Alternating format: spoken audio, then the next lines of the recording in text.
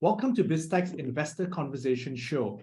Our guest for today is Cliff Pryor. He's the Chief Executive Officer at the Global Steering Group for Impact in Investment, also known as GSG, a registered charity in the UK since 2017.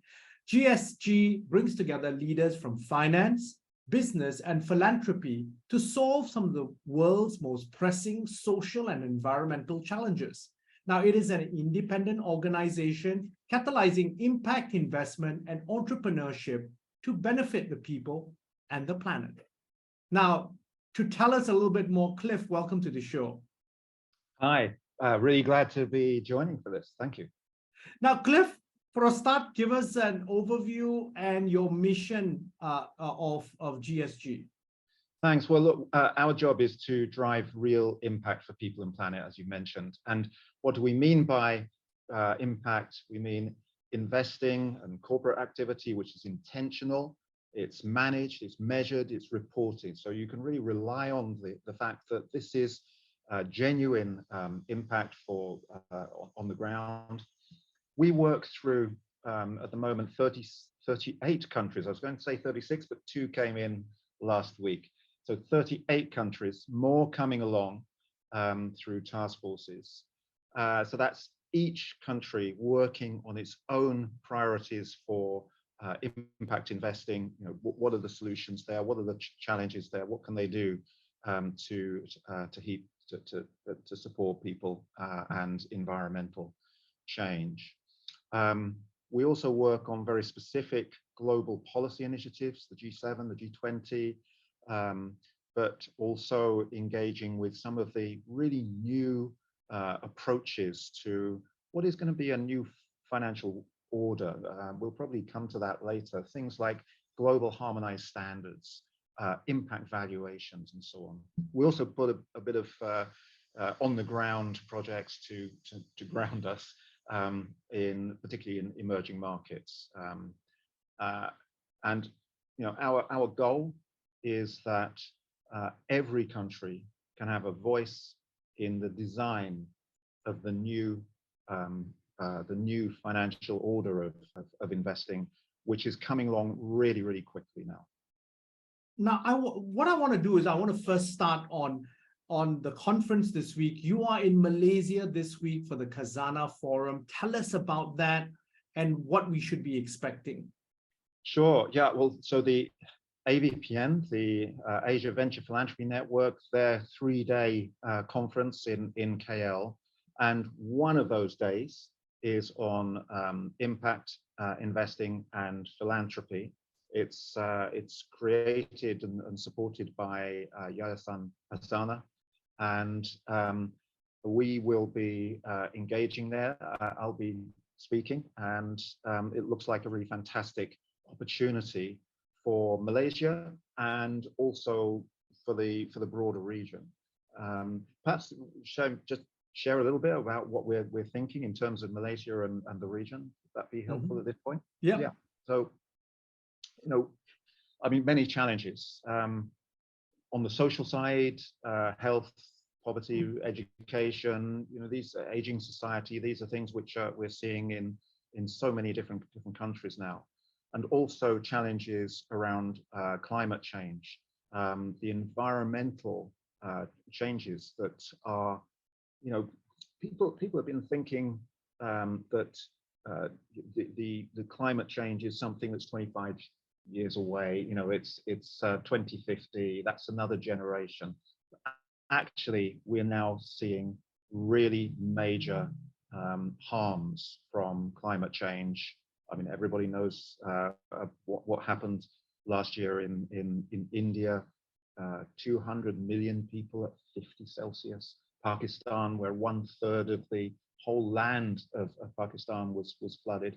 Just this year, we've got the Canadian wildfires. We've got droughts in Southern Europe. You know, this is happening now. So this environmental challenge and the impact on people, we need new solutions.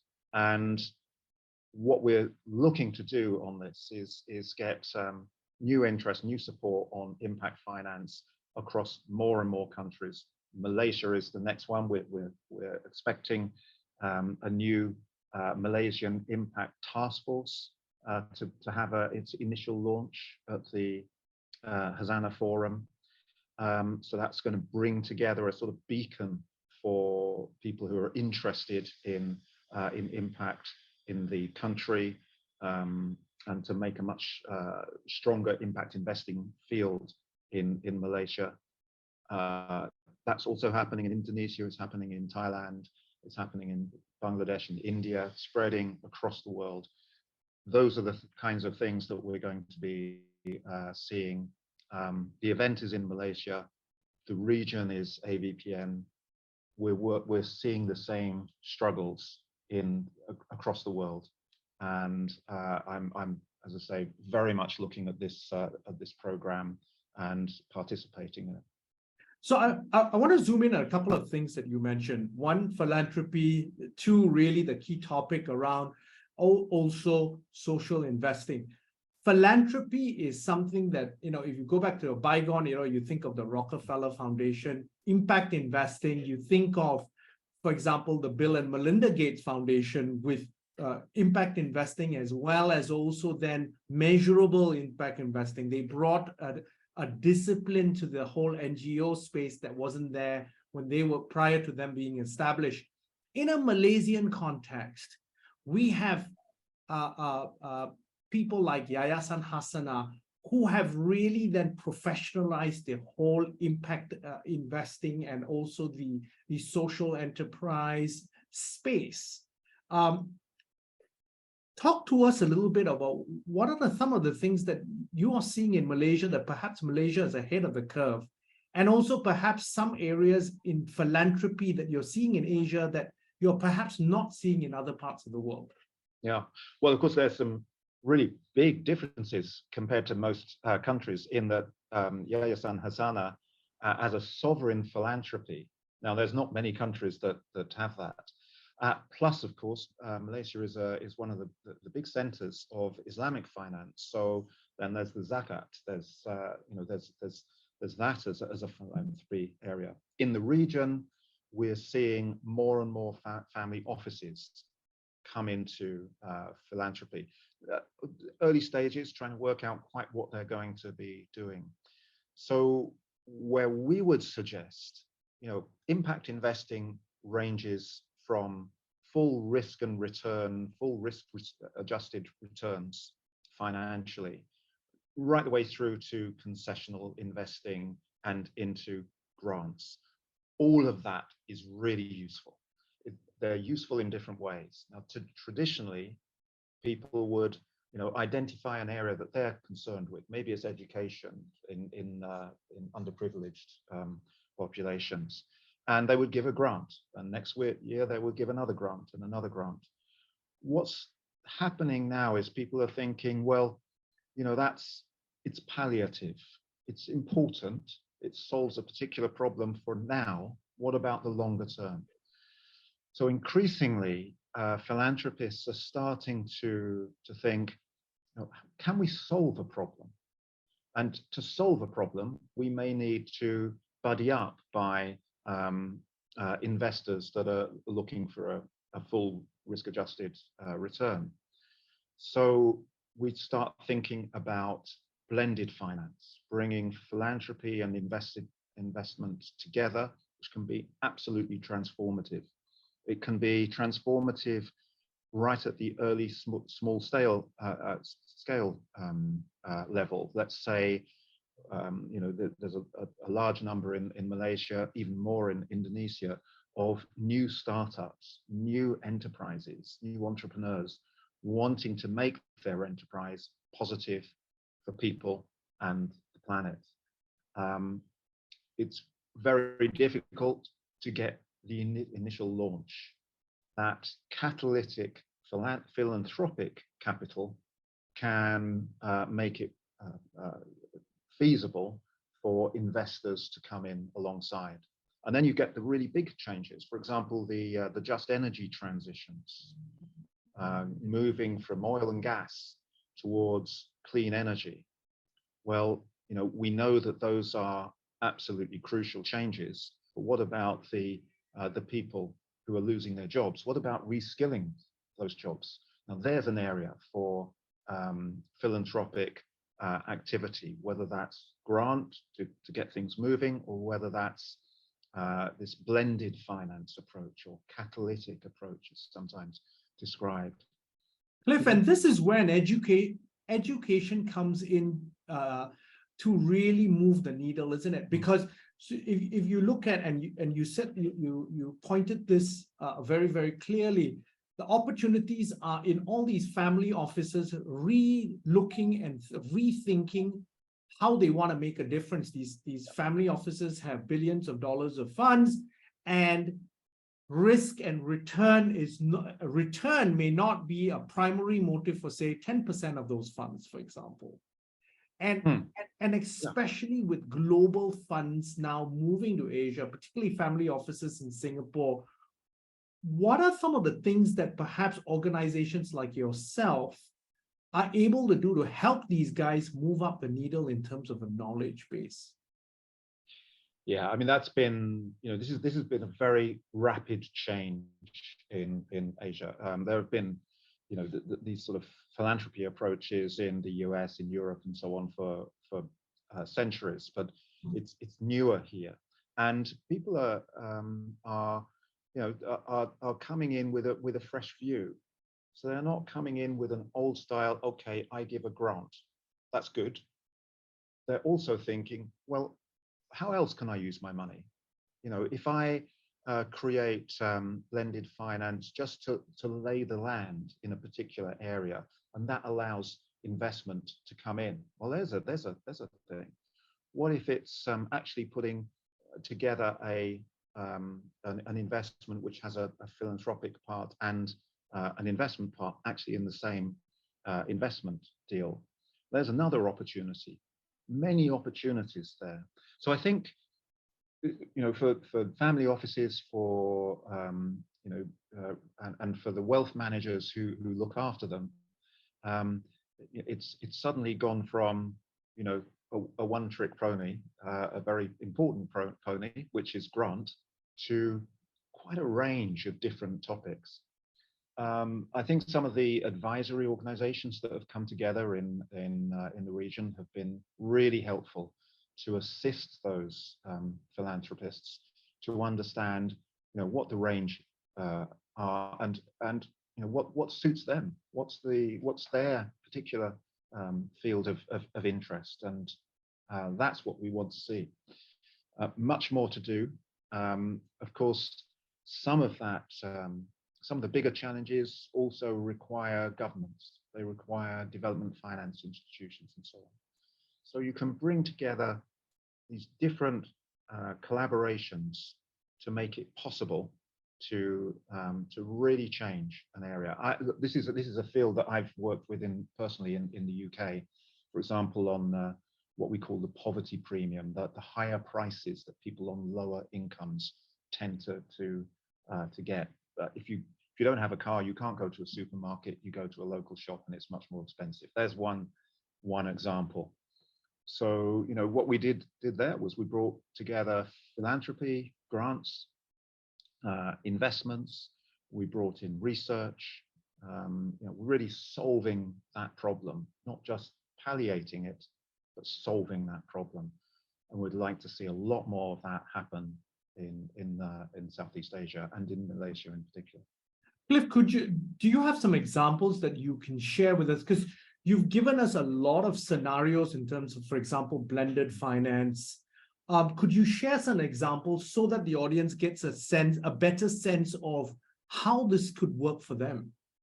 Yeah, it's a lot. This is early stages, and this is why it's really important for us, for example, to have this launch for the Malaysian Impact Task Force. Similarly, was there a few weeks ago for the Indonesian one.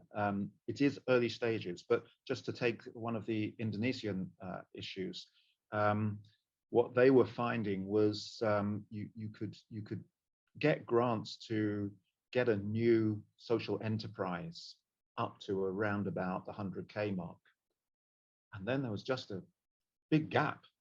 until suddenly you had to leap up to 1 million plus, and then big investors would start looking at you. But in the meantime, there's this gap, and you can't get these enterprises over the leap and unless there's something there. So what they've been doing as part of the Indonesian task force is to engage with philanthropists and with development finance institutions and hopefully with government as well, to get a blended finance approach to bridge that gap from that early stage, a really promising new social enterprise, to the stage where major investors are prepared to have a look at them.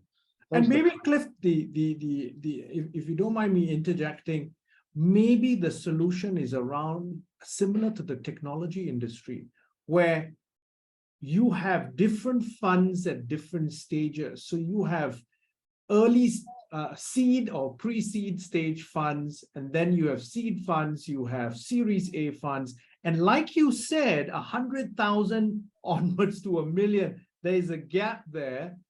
Perhaps that's also the education these family offices can go through in terms of, hey, pool your resources, you spread your risks, this is what it is, you spread it out on different funds. And then this is how you blend the finance. Absolutely. And in almost every country in the world, you'll find there is a gap. The gap may be at a slightly different price level, but it will be there. And it is one of the most important things that philanthropists can do. Some philanthropists feel, well, look, I'm giving money away, and then an investor is coming in and making a return. That's one way of looking at it. You look at the other way of looking at it is, as a philanthropist, I'm trying to solve a problem. Actually, I can get a lot more leverage if I buddy up with my grant with an investor. Correct. And that's a positive way of looking at it. And Cliff, so let me just zoom in on examples. If I'm a philanthropist and poverty eradication and income inequality and social mobility is my cause, for me to seed as a grant poor people to then have micro enterprises is the right thing to do. And then if this micro enterprise takes off, and to use your example, then I actually become an investor to expand that micro enterprise. So exactly. I actually make money both. I do the right thing, and I also then at a later stage make money. So this is really what you've been talking about, isn't it? Yeah, and as I say, some of these family office advisory organizations will help people to understand this, and also just make sure that the deal is a good deal. You're still trying to make absolutely, the grant that you've got, you want to make the absolute best from it for the issue that you're concerned with, and that's what we're starting to see much more widely in the region, which is fantastic. Now, Cliff, this brings to mind a very old bank in Asia from Bangladesh, Grameen Bank. That's been around for decades.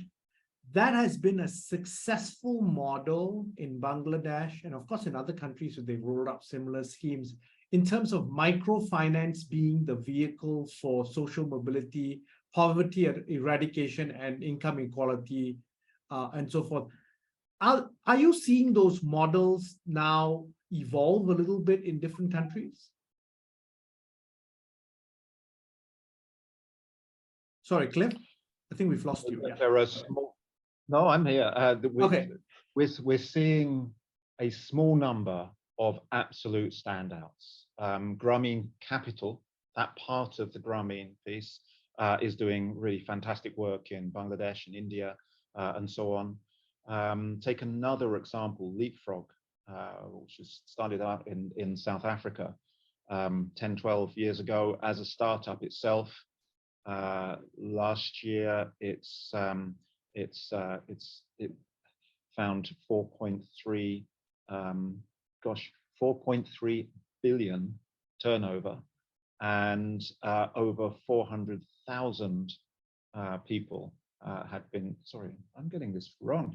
400 million people had benefited from this. I mean, these are absolute standouts. And of course, there will be 100,000 startups that, and maybe 10,000 that get somewhere, and 1,000 that get quite along there, and one that will really succeed.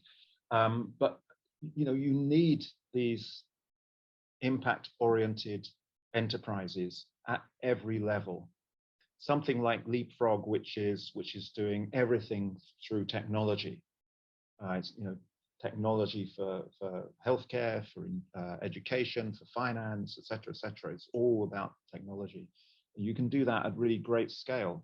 But if you're working with indigenous peoples in a small island in Indonesia, it is going to be small. It needs to be small. So you have this wonderful panoply of different solutions to solving the problems that we're seeing. And as I say, new problems coming along with climate change, both the direct harms that are creating out of climate change, but also the new jobs that are going to be needed, the reskilling that's going to be needed. This is really important work. The philanthropists, family offices, etc., that are working in this way, making their money have the greatest leverage with investors. That's absolutely fantastic work. Cliff, this has been a fascinating conversation. I've learned a lot. But before we leave, any final thoughts you'd like to leave the audience with? Well, yeah, I suppose we are looking at a complete world order of finance. It's something which from Southeast Asia a lot of people may think, this is several years down the line. I don't have to worry about it. And what I'm talking about here is global harmonized standards, which are coming through from an agency called the ISSB, which is part of the IFRS. So it's accounting. You can't avoid accounting. And it's about regulatory requirements in more and more jurisdictions. It's about taxonomies where your investment has to, are you an impact investor or a sustainability investor? You just don't care kind of investor. And impact valuation systems, which actually put a monetary amount on the positive and negative that you do with your company or with your investment. These changes can seem a long way away. It's Wall Street, it's City of London, etc. It's a long way away. But now, with what gets called the new systems that Scope 3, which ask you what you're doing and to report on what you're doing, the positives and negatives, all the way through your value chain. So you can be in Malaysia thinking, I'm just going to sell to Europe. But no, now Europe requires you to use their regulatory system for the company that's in Malaysia. That means that changes that people thought just a few weeks ago almost would come in in 3 years, 5 years time. Actually, it's starting to come in now. So these changes, this new financial world order, is coming in much more rapidly than people may have thought. And it's in a conference like the Hazana Forum and in the AVPN conference, our own in the GSG's summit. These are the places where it's really important for investors, companies, and the enterprises, the social side as well, coming together to understand and have a voice about how this new financial system is going to work for all countries, for every country, including Malaysia. Cliff, thank you very much for coming on the show. I've really enjoyed it. Thank you. I enjoy it too, and I'm going to enjoy it at the Hazana Forum as well. Thank you. We've been speaking to Cliff Pryor, the Chief Executive Officer at the Global Steering Group for Impact Investment, on Biztech's Investor Conversation Show. I'm Brian Fernandez. You can check us out at www.biztech.asia, as well as our syndication partners, TV stations, radio stations, and websites. Thanks a lot for tuning in.